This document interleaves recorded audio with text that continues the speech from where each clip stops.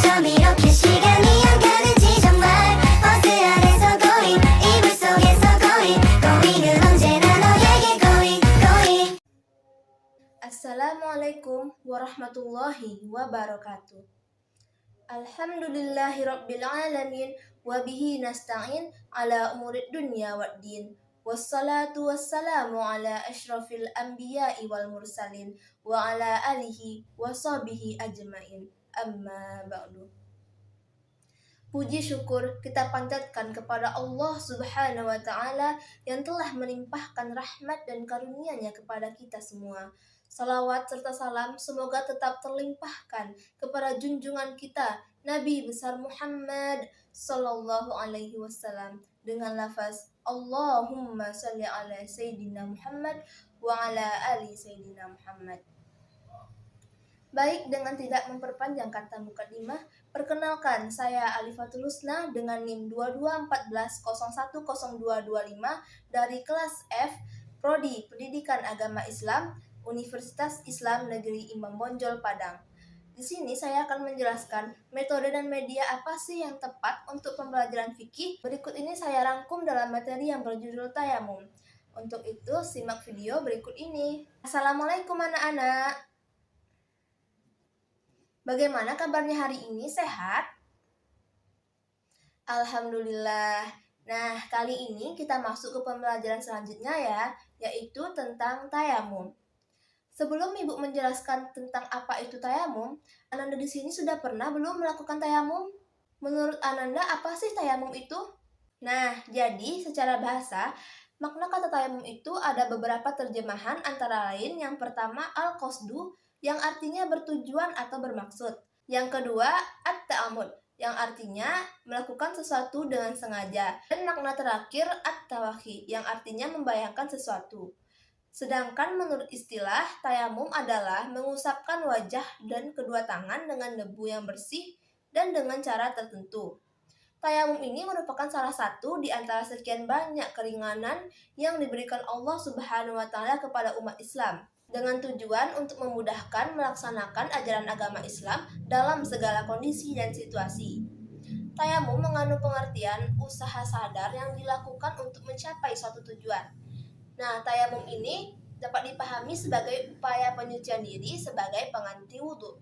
Selanjutnya, dalil Al-Quran yang menjelaskan tentang tayamum terdapat dalam Quran Surat An-Nisa ayat 43 yang berbunyi, A'udzu billahi minasy syaithanir rajim. Bismillahirrahmanirrahim. Wa in kuntum marda aw ala safarin aw jaa ahadum minkum minal ghaiti aw lamastumun nisaa falam tajidu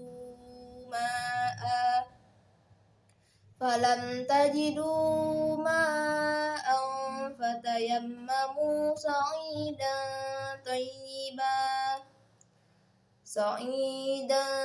tayyiban famsahu biwujuhikum wa aydikum min ma yuridullahu liyaj'ala 'alaikum minal harajin walakin yuridu liyutahhirukum wa liyutimma ni'matahu 'alaikum la'allakum tashkurun. Yang artinya, dan jika kamu sakit atau dalam perjalanan atau kembali dari tempat buang air dan menyentuh perempuan, maka jika kamu tidak memperoleh air, maka bertayamumlah dengan debu yang baik atau suci.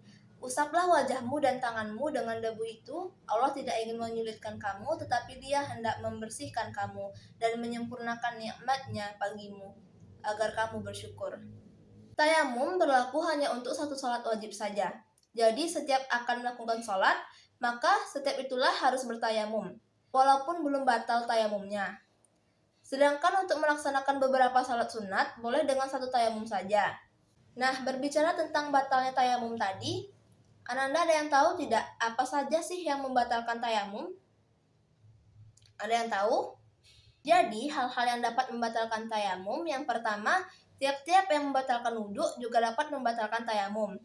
Berikut ini video yang menjelaskan tentang hal-hal yang membatalkan wudhu dan juga membatalkan tayamum.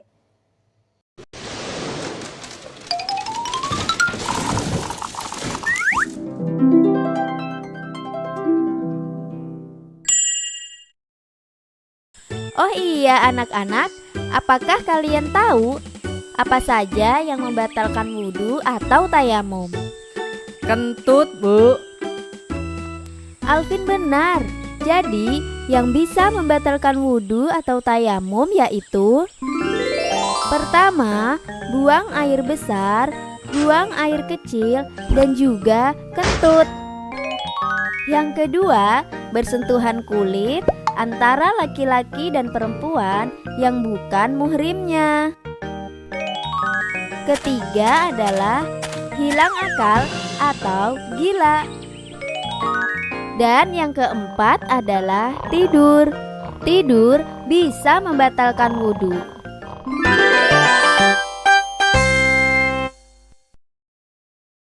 Nah, selain yang dijelaskan di dalam video tadi, ada satu hal lagi yang dapat membatalkan tayamum, yaitu ditemukannya air.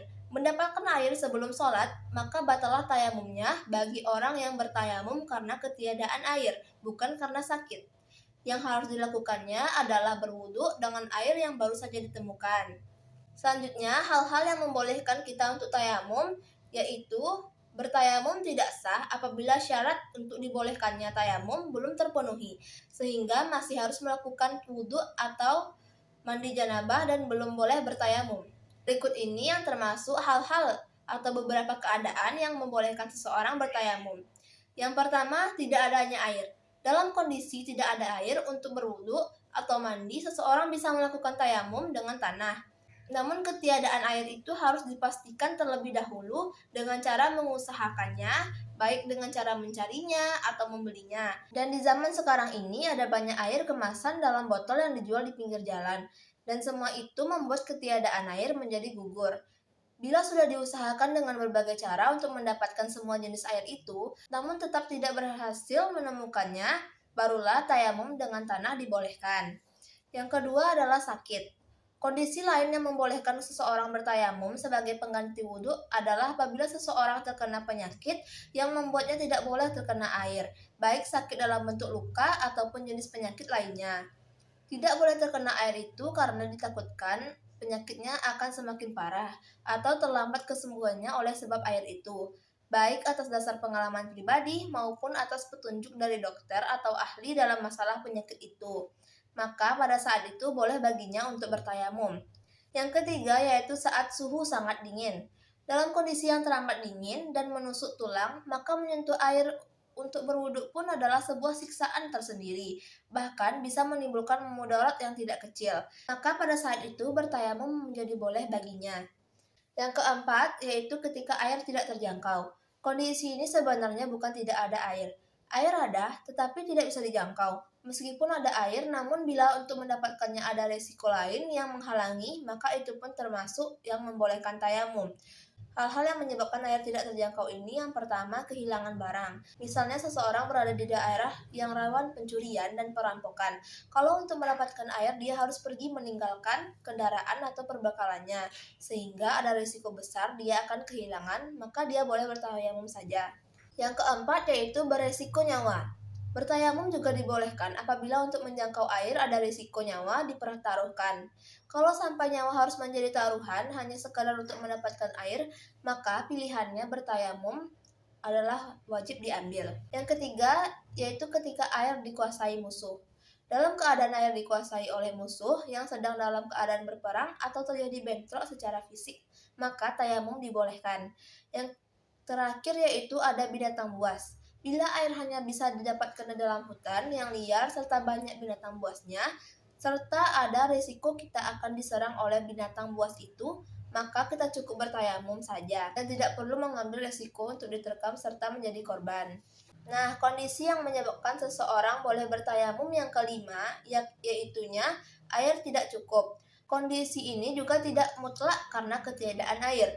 Air sebenarnya ada, namun jumlahnya tidak mencukupi, sebab ada kepentingan lain yang jauh lebih harus didahulukan ketimbang untuk wudhu. Misalnya untuk menyambung hidup dari kehausan yang sangat.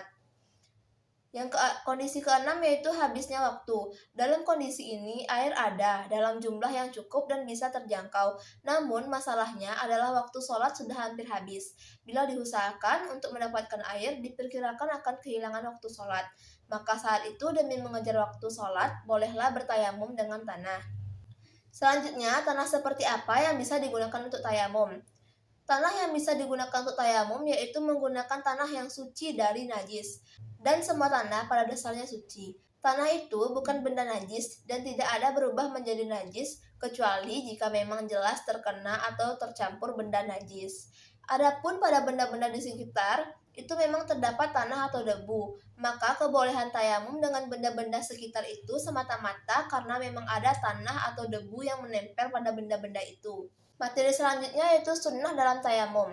Ada beberapa hal yang disunnahkan dalam bertayamum, antara lain yang pertama membaca basmalah. Umumnya para ulama berpendapat bahwa disunnahkan bagi mereka yang melakukan tayamum untuk membaca basmalah sebelumnya, sebagaimana disunnahkan sebelum wudhu. Selanjutnya tertib. Yang dimaksud dengan tertib dalam tayamum adalah mengerjakan secara urut dan tidak terbolak-balik. Yang ketiga berkesinambungan. Dalam istilah ilmu fikih, berkesinambungan dalam tayamum artinya dalam mengusapkan anggota tayamum yang satu ke anggota yang lain dilakukan dengan tidak terputus dengan pekerjaan yang lain atau di luar tayamum. Baik Ananda, selanjutnya kita masuk ke cara tayamum. Sebelum itu, Ibu minta Ananda duduk berkelompok, satu kelompok terdiri dari 5 orang. Sudah dapat kelompok semuanya, Ananda? Baik. Sebelum melakukan tayamum, kita harus tahu dulu apa niat tayamum. Berikut ini adalah niat tayamum. Nah, tolong Ananda catat ya.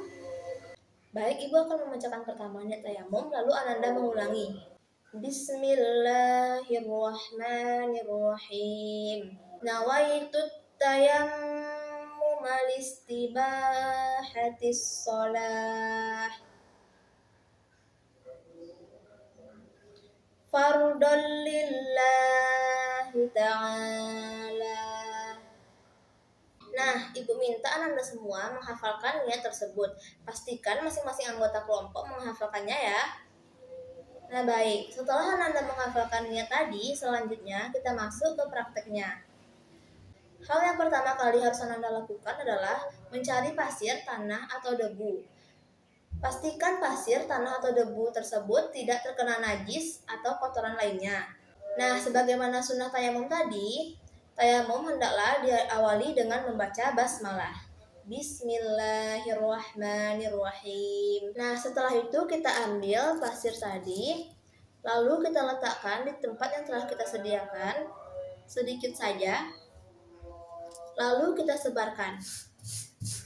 Setelah itu, kita letakkan kedua telapak tangan di atas tempat yang telah kita sediakan, lalu ditekan, pastikan telapak tangan kita berada di dalam tempat yang telah kita sediakan tadi, lalu ditekan, setelah itu kita tepukkan, setelah itu kita hembuskan.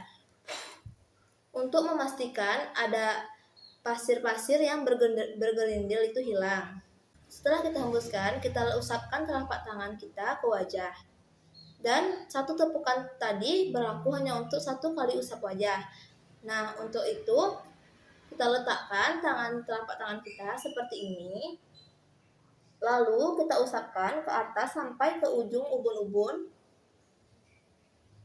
Setelah itu kita lakukan seperti ini, posisi tangan di sebelah wajah. Lalu kita tarik ke bagian bawah sampai pipi. Tangan kiri tetap di bagian pipi, lalu tangan kanan mengusap wajah dari bagian dahi atas sampai ke bagian bawah dagu, seperti ini. Lalu kita kipaskan. Setelah itu untuk bagian tangan sampai siku, kita siapkan dulu. Kita letakkan lagi telapak tangan ke tempat yang telah kita sediakan, ditekan, lalu ditepukkan dan dihembus. Nah, di sini debu dibagi menjadi 3 bagian, bagian ujung, bagian tengah, dan bagian di sini, bagian jempol. Lalu, bagian ujung telapak tangan sebelah kiri mengusapkan bagian luar tangan sebelah kanan sampai siku seperti ini. lalu diusapkan ke bagian dalam. Nah, di bagian di sini usapkan ke bagian sini seperti ini, tidak boleh putus. Lanjutkan usapkan tangan yang telapak tangan ke tangan sebelah tangan kiri. Seperti ini, bagian ujung ke bagian luar sampai siku, lalu usapkan ke bagian dalam dan sampai selesai. Nah, itulah pembelajaran kita tentang tayamum hari ini beserta tata caranya. Untuk minggu depan, Ibu berikan tugas untuk Ananda, yaitu sekian materi hari ini. 버스 안에서 going 이불 속에서 going going은 언제나